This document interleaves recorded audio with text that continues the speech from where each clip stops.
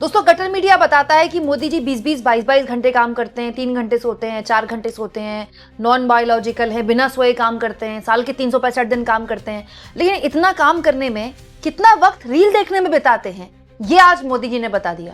वैसे तो दोस्तों, ये रील देखने का चस्का बड़ा बुरा है और दिक्कत ये है दोस्तों कि इस चस्के से छोटे बड़े सब कोई ग्रसित है।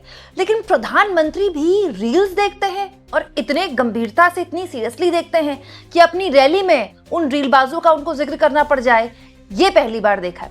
दोस्तों, मोदी जी को तो आप जानते ही हैं, वो दिन भर में कुछ करे ना करें ये जरूर गिनते रहते हैं कि कितने किलो गाली उनको दी जा रही है। वो खुद ही उसका व्याख्यान कर चुके हैं कि इतने किलो गाली उनको मिलती है और यही से उनको ऊर्जा मिलती है।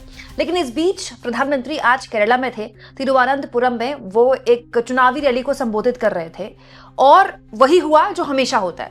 मोदी जी की हर रैली में, लगभग हर रैली में आप देखते होंगे, कोई बच्चा या कोई भी व्यक्ति होगा, मोदी जी की फोटो लेकर आएगा, फिर मोदी जी स्टेज से उससे कहेंगे कि बच्चे की फोटो ले लो। तो ये हमेशा होता है, एवरीवेयर, मतलब लोकसभा चुनाव से ये शुरू हुआ है और ये अब लगभग हर रैली में होता है। आज भी हुआ। लेकिन आज मोदी जी ने उस बच्चे से बात करते हुए रीलबाजों का जिक्र करना शुरू कर दिया कि ऐसे बहुत से रील बनाने वाले हैं जो कहेंगे कि ये देखो ये ड्रामा कर रहा है। दोस्तों, प्रधानमंत्री मोदी खुद के ऊपर रील बनाने वालों से कितने परेशान हैं और उनके लिए वो क्या बोलते हैं, जरा सुनिए, उसके बाद मैं आगे की कहानी आपको बताऊंगी। मैं देख रहा हूं एक छोटा बच्चा और कब से खड़ा है हाथ ऊपर करके। बेटे, थक जाओगे, आप अपना चित्र मुझे दे दीजिए, पीछे अपना एड्रेस वगैरह लिख लीजिए, मैं आपको चिट्ठी लिखूंगा और मैं एसपी जी को कहूंगा कि इस बच्चे का जो प्यार है, आशीर्वाद है, वो जरूर ले लीजिए। यहां ये मैडम भी कुछ देना चाहती है लग रहा है, वो बड़ा किताब बना करके लाई लगती है।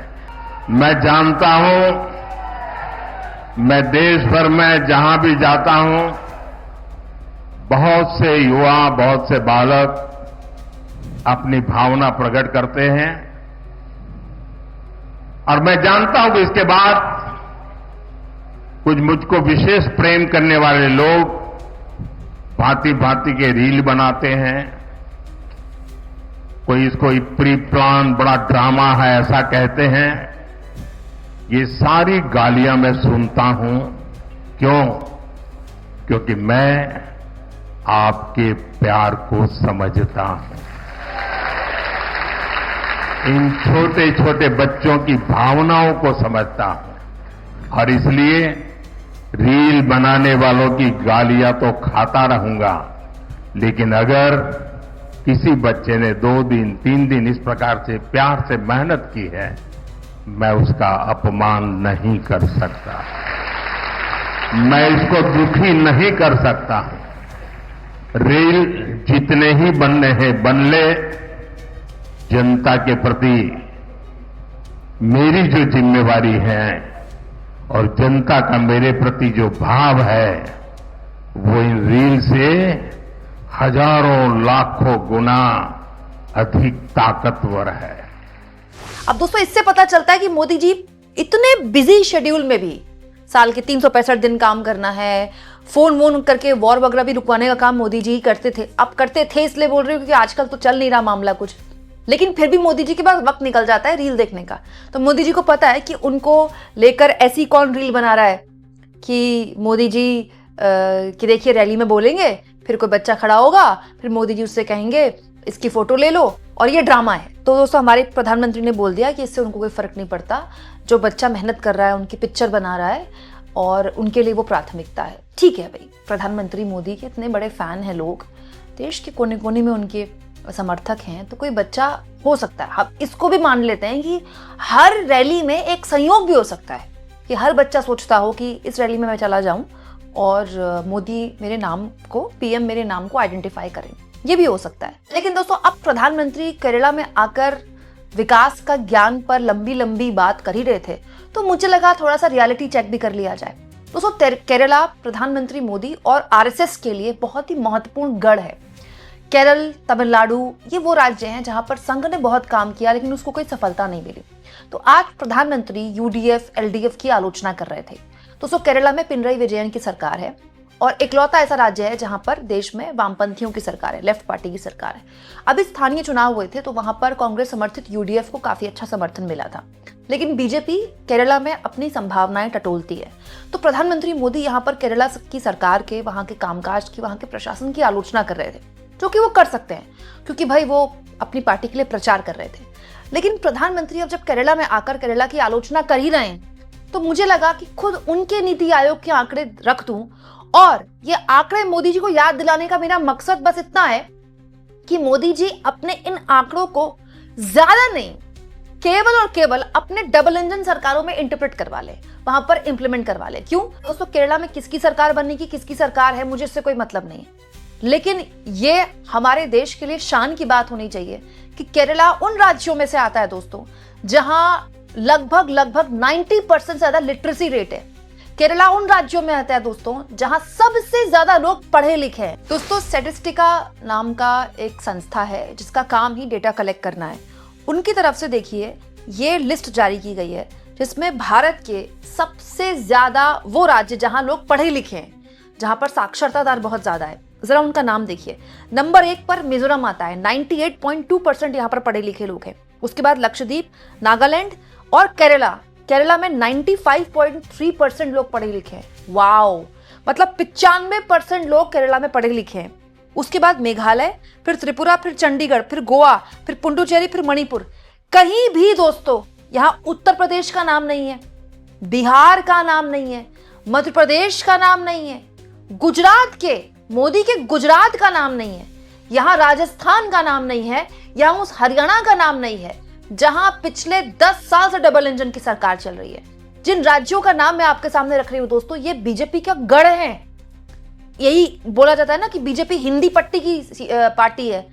एमपी बीजेपी का गढ़, गुजरात बीजेपी का गढ़, उत्तर प्रदेश में तो अब तीसरी बार योगी आदित्यनाथ के चेहरे पर बीजेपी चुनाव लड़ेगी अगर लड़ना चाहती है तो। 10 साल से तो योगी आदित्यनाथ की सरकार चलेगी, अब चुनाव हो जाएगा तो ठीक है। राजस्थान में अल्टी पल्टी होती रहती है सरकार की, लेकिन अभी भी वहां पर डबल इंजन की सरकार चल रही है। इसके अलावा दोस्तों हरियाणा में बीजेपी 10 साल से सरकार चला रही है।